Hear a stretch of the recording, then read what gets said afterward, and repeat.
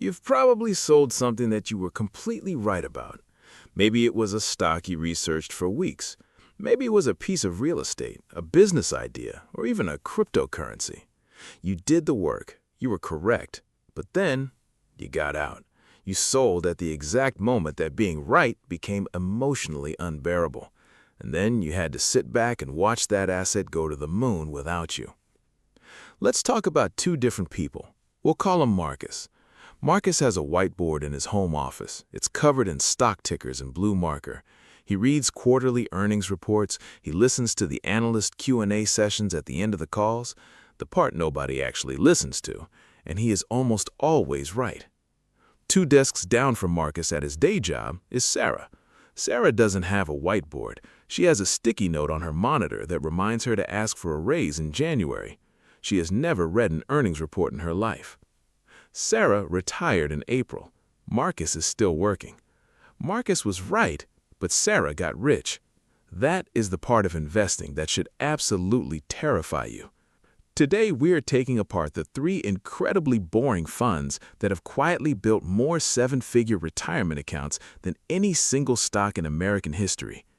If you have ever picked a winning stock but somehow still finished behind the market, stick around. Part 1.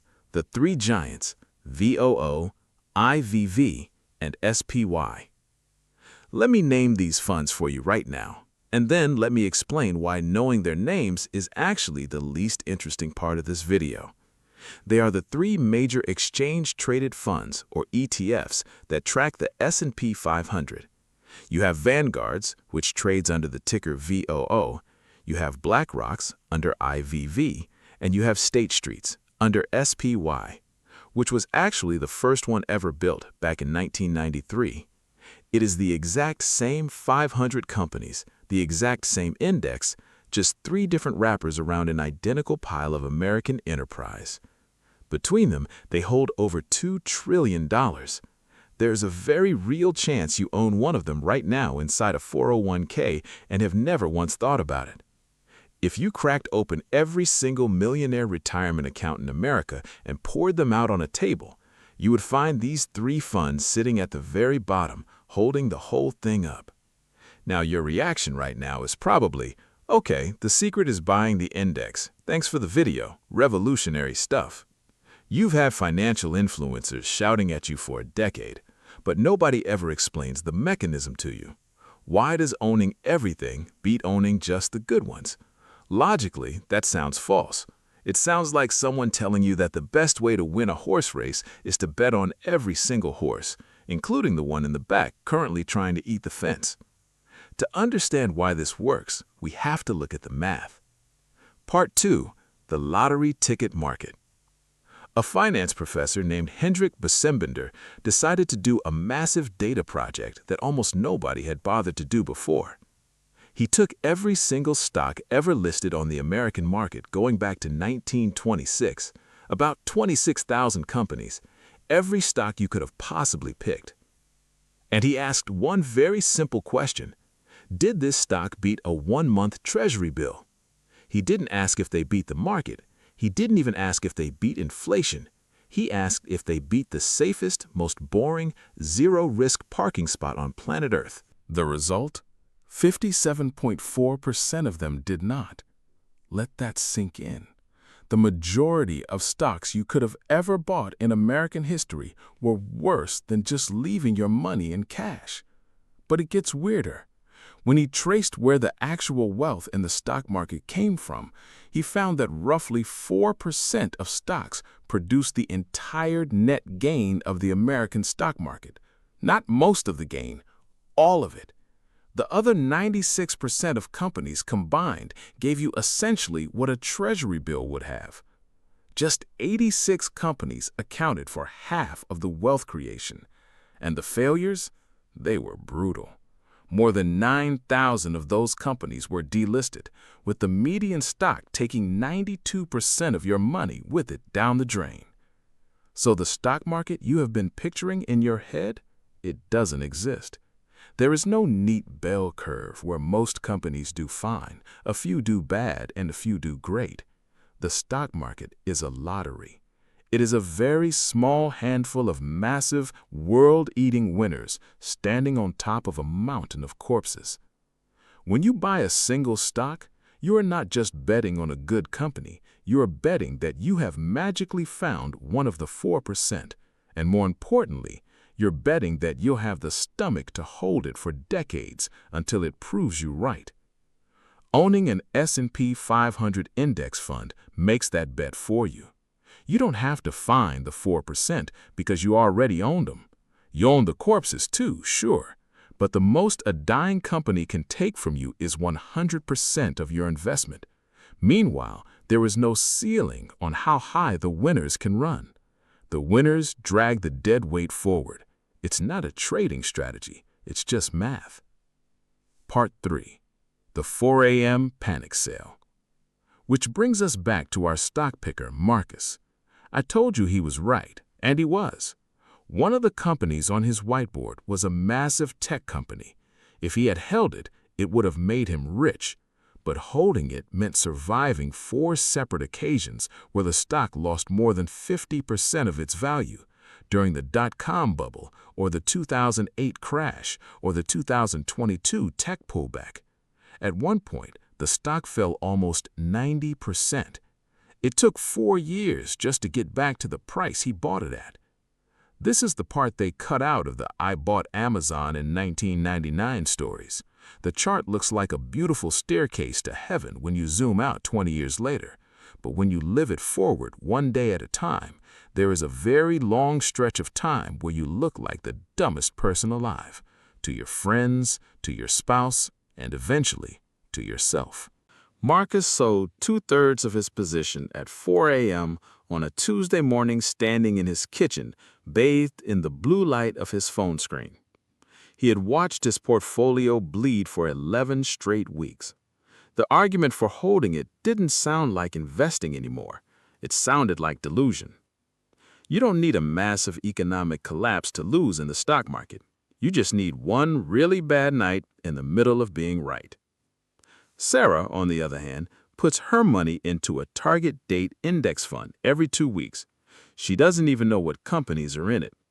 You cannot lose faith in a company you can't name. She never hits sell because she never looks. Her ignorance isn't a weakness. It is the ultimate competitive advantage. Part 4. Un-American Investing. To understand why it took so long for this to become normal, you have to go back to 1976. A man named Jack Bogle launched the first index fund available to retail investors through a new company called Vanguard. He wanted to raise $150 million. He only raised $11.3 million. Wall Street underwriters begged him to cancel the whole project and give the money back. The industry called it Bogle's folly. And then Wall Street went on the offensive. A competing brokerage literally printed a poster of Uncle Sam calling index funds un-American. It is my favorite piece of financial marketing ever made because it accidentally reveals exactly who was making all the money back then. If a financial product that charges you almost 0 fees is considered treason, you have just learned a lot about the products that charge you a ton of fees. In the 70s and 80s, it was totally normal to hand a broker 8% of your money the second you invested it, before a single dollar went to work. Then you paid annual fees on top of that. Bogle set up Vanguard structurally different. The funds owned the company, and the investors owned the funds. There was no outside owner skimming off the top. When the funds grew, the fees dropped. Bogle could have been a multi-billionaire, but he deliberately built a machine that made it impossible for him to hoard the wealth. 17 years later, in 1993, this idea evolved into the first ETF, the SPY. On its first day, they hung a giant 9-foot inflatable spider from the ceiling of the trading floor. Today, it is one of the most traded financial instruments on planet Earth. The boring, correct answer won. Part 5. The truth about 401k millionaires. Let's talk about your account, because this is where the financial media quietly lies to you. Fidelity recently announced there are roughly 645,000 401k millionaires in their system. They boast that the average retirement balance is around $141,000. If you just heard that number, compared it to your own balance, and felt a pit in your stomach, stop. That average is a statistical illusion. A handful of massive accounts drag the average up. It's like Elon Musk walking into a local diner. Suddenly, the average net worth of everyone eating pancakes is $5 billion.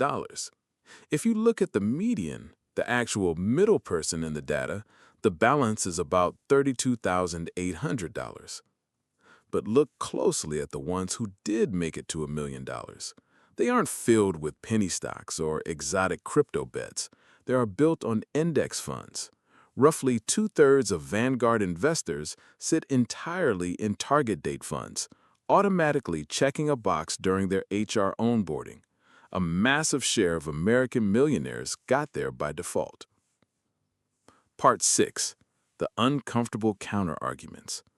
Now, let me argue against myself for a minute, because it's not all sunshine, and if I stopped here, I'd be selling you a fairy tale. First, the S&P 500 you are buying today is not what your parents bought. Right now, the top 10 companies make up about 40% of the entire index. It is the highest concentration in over half a century. If you put $1 million into the most diversified fund on earth, you are putting $400,000 into just 10 tech giants. Second, the forecasts are gloomy. Vanguard's own internal models predict that U.S. stocks will only return about 4 to 6% over the next decade. If your retirement spreadsheet assumes you're going to get the 10% or 15% annual returns of the last decade, you aren't planning, you are hoping. And finally, index funds do not protect you from time. The Japanese stock market peaked in 1989 and didn't recover for 34 years. The U.S. stock market went essentially nowhere from the year 2000 to 2013. Buy and hold works, but sometimes it requires a timeline longer than your patience. Designing a better system.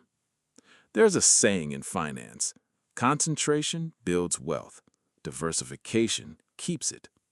Individual stocks, founder equity, starting a business, that is how people become billionaires. But if you confuse the game of getting rich with the game of staying rich, you will eventually hand it all back. If we run the math on our stock picker Marcus, despite all his mistakes, he isn't ruined. Because he kept investing, he's just behind. Specifically, he is behind by about 4 years of salary. His penalty for trying to outsmart the market is that he has to show up to a job he hates for 4 extra years. And I don't blame Marcus. The system required him to be brave at 4 a.m., sitting alone in a dark kitchen, watching his life savings evaporate, with no one around to tell him he was doing the right thing. That isn't a personal failure, that is just a terribly designed system. Nobody should have to pass a psychological torture test 12 times in their life just to retire on schedule. Sarah's system never required courage, and that isn't laziness, that is the highest form of financial design. Somewhere in your life right now, there is a decision you get right in theory, but wrong in practice. The diet you understand but abandon. The budget you make but ignore. Money isn't special. It just keeps a public scoreboard. Your question shouldn't be, what stock do I buy? Your question should be, what system can I build so that my future wealth doesn't depend on me feeling strong on my weakest nights? If this video changed the way you look at your portfolio, hit the like button. It genuinely helps. Let me know in the comments, what was the one investment you were totally right about, but sold too early? Thanks for watching. See you in the next one.